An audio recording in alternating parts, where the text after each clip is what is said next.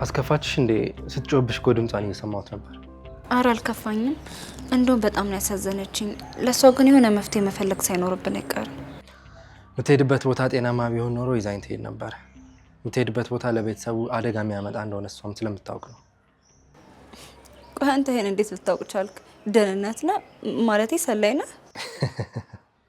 ይሄ ዝም ለኔ አዲስ አይደለም። ብዙ ሰዎች እንደዚህ አይነት ስም ይሰጡኛል። ምን ጊዜም ሰው ሀሳቡን ቀድመሽ ታውቂበት እንደዚህ አይነት ስም ይሰጥሻል።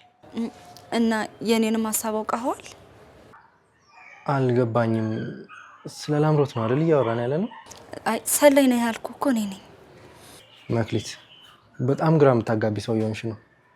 ያልገባኝ ያልተረዳሁሽ ነገር አለ?